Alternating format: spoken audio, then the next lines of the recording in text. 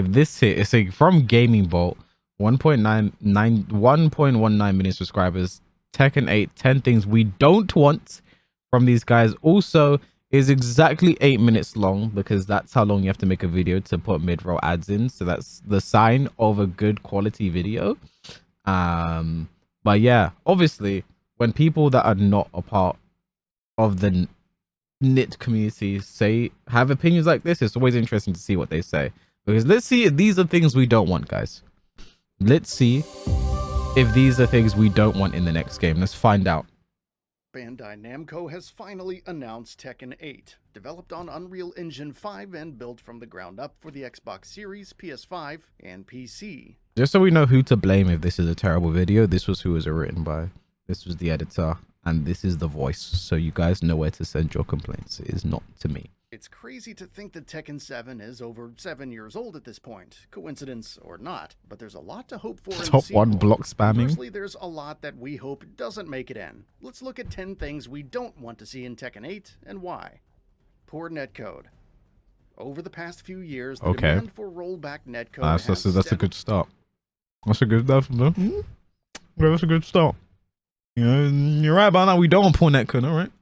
Grown among fighting game fans. Arc System Works implemented the same for titles like Guilty Gear Strive and older games like BlazBlue Central Fiction. That's Guilty true. Gear XX Accent Core Plus R and Persona 4 Arena Ultimax with Dragon Ball Fighter Z and Guilty Gear Xrd Rev 2 still to come. Pet peeve, I hate when people call it Dragon Ball Fighter Z. It's Dragon Ball Fighters.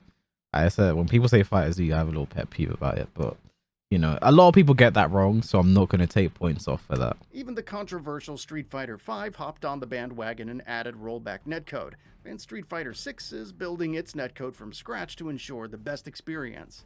Throughout all of this, producer Katsuhiro Harada revealed that Tekken 7 had rollback netcode. It's all well and good, but unfortunately the implementation leaves much to be desired. With Tekken 8, hopefully there are some improvements, if not a wholesale revamp. He knows what he's talking about so far, right? All right. Tekken 7 style movement. What do you mean by There's that? a wide range of opinions on the movement in Tekken 7. Some like that you don't need to perform complex button inputs for backdashing. Others feel that the tracking on attacks is strong while sidestepping isn't as good as previous entries. Okay. You could interpret this as ideal for newcomers, or argue it as being bad for the overall game since throwing strings is more effective than using core movement techniques that have been in the series for decades. Perhaps there's a balance between the ability to evade attacks and having good attacking tracking. Okay. Backdash abuse isn't the only way to win at the highest level. Sorry, what did he say? Tracking, where backdash abuse isn't the only way Backdash abuse. We take a point off for backdash abuse. We take a point off for that. to win at the highest level. Time will ultimately tell, but changes need to happen. Near endless combos. Combos are essential to fighting games, but what happens when they get a little too long and deal too much damage? What does he mean by that? You know? Does he mean like Akuma and these combos? Or like, I don't... Tekken 7 has combos that seemingly go on forever, taking opponents from 100... Here's the thing, it's hard to tell what he means as well because the gameplay is so bad, but we're not going to focus on the gameplay, we're going to focus on what he's saying. I feel like he's close. Tekken 7 has combos that seemingly go on forever, taking opponents from 100 to 0 in short order due to their damage output. You could argue that mastering these combos is one of the major appeals of a fighting game, and titles like Guilty Gear Strive initially attracted flack for streamlining combos. It's a delicate balance where you want to reward skill but also ensure that things don't get too crazy. Okay. Insane wall carry for all characters. Okay, no, that's okay. He's actually spitting with this one. This one is actually spitting. Because back in season 1, season 2, wall carry was like it was character specific. Like you picked Lee, Dragunov, Nina specifically because they had good wall carry, and they could carry to the wall. You know, Brian as well. Now every single character can carry to the wall and do crazy damage, and like they're doing damage. So like okay. Is a fighting game mechanic where certain moves or combos can push an opponent back into a wall, which could end in a wall splat. Of course, it's most effective in arenas with walls nearby. In Tekken 7, certain characters were better than others at wall carrying opponents, which helped distinguish them. However, somewhere along the way, wall carries got buffed to a ridiculous point. Jin and Fakumaran are now as effective at wall carry as Jin and who? Jin and who?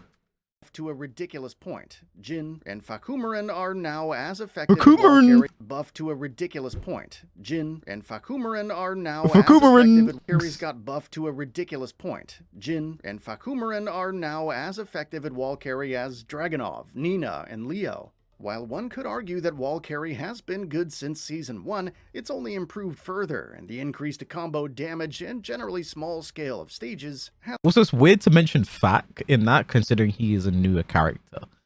Like, his Fak's wall carry is now as good as Dragunov's when, like, he was brought into the game later. But for Kumaran, that's got my head. That's got my head spinning, bro. hasn't helped either, allowing characters to go wall to wall with little issue. Even if Tekken 8 tones down the damage and length of its combos, wall carry should be tuned accordingly to avoid such situations. Of course, having bigger stages also wouldn't hurt. Limited customization with RNG. Okay. Customizing your character in Tekken can be fun, but Tekken 7 was a noticeable step down in terms of options for clothes and hairstyles at launch. Fair enough. While returning fighters could have their legacy outfits unlocked, you had to go through treasure battle for some outfits. The worst part, it was purely RNG. You may get outfits for several characters instead of the one you're currently playing. Even if you enjoy treasure battle, it gets mind-numbing after a while. It would also be nice to get more free customization sets alongside those included in the season passes. One thing about that, I think when you win, I think when you play like 2,000 games or something, I think in total in every game mode you unlock all customization options, something like that. But yeah, that is something weird. Yeah, this guy's for so far he's spitting. Jenny's spitting. Yeah, except for DLC stuff. But like when you win, I think you play like 2,000 games and then with that stuff, but then the DLC stuff was just, yeah, they were so close. Poor anti-cheat. Whoa, he's spitting. Nah, he's spitting. Whoa. Whoa, whoa.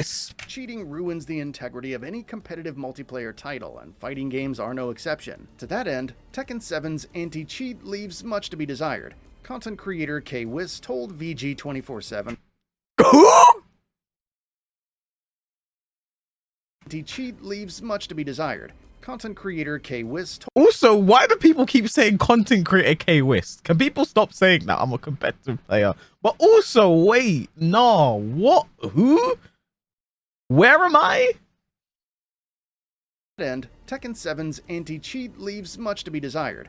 Content creator K-Wiss told VG247 earlier this month about encountering a cheater nearly every day during Season 4. And tools that can automatically block attacks and quickly break throws are still available. I did say Hilariously, your online rank data is saved locally on your system, leading to PC players simply save scumming in case of a loss. These things need to be fixed for Tekken 8 to have an ideal online experience. Storytelling. Listen, we don't want storytelling? Wait, what does he mean? Does he mean the shit narrator? Get it. Tekken is the record holder for the longest running story in a video game series by far. Understandably, you want a story mode, and plenty of games can do it right, but Tekken 7's story wasn't very good. Yeah. The choice, then, is to either hire a better writer and potentially start from square one, instead of trying to keep tying things together endlessly, or go back to Tekken 3's awesome arcade mode. It offered distinct paths and opponents for each character along with separate endings, ranging from cool to hilarious. I don't know who we'll get.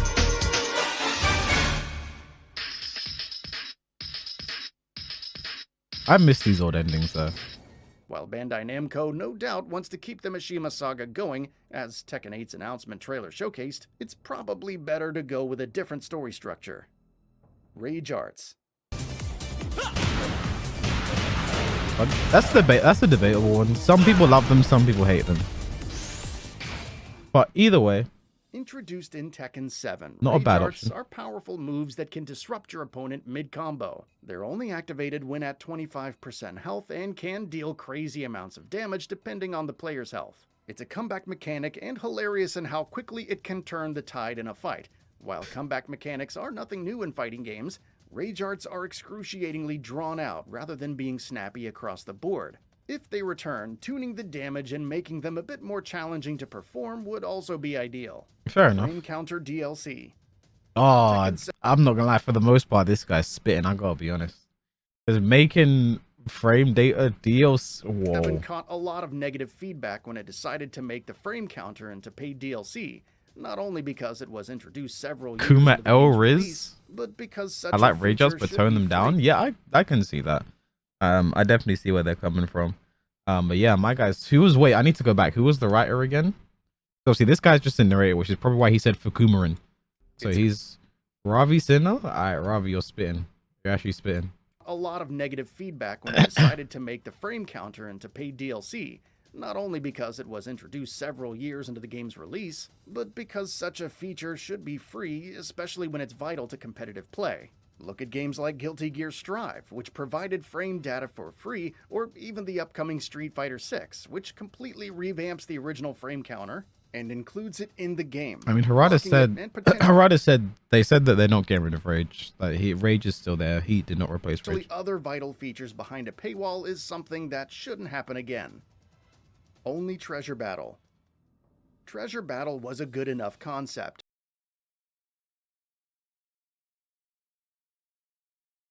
I thought they went 8 and then 10, but they didn't. Treasure Battle was a good enough No, Strive does have frame data. It does. concept, providing random-ish battles for players to clear and earn cosmetic rewards from. It could get stale though, and the lack of other offline modes didn't help. To that end, it's probably better to keep Treasure Battle or a similar mode in Tekken 8 while having some returning He modes didn't for say we don't players. want a Kuma? Bring back Tekken Force or Scenario Campaign for a fun beat-em-up style mode. Reintroduce Tekken Ball for more zany fun. Add team battles, survival mode, and some actual tutorials to get players into the game, or include the old Tekken titles for fun. Nice yes, spin. multiplayer is where it's at, but that's no excuse to skimp on the offline features. Nice spin. Oh, bro, spin. No, I can't even say anything. I expected to go into this list. Now.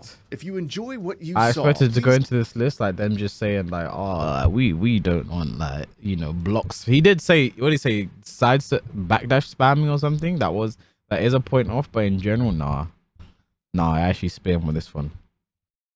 This is a bunch of stuff we don't want. You're right, you know, I'll take it. I give this an A+. I give this an A+. No, A- because of backdash spamming. Backdash abuse, yeah. A- because of backdash abuse, because that's a silly thing to say. But other than that,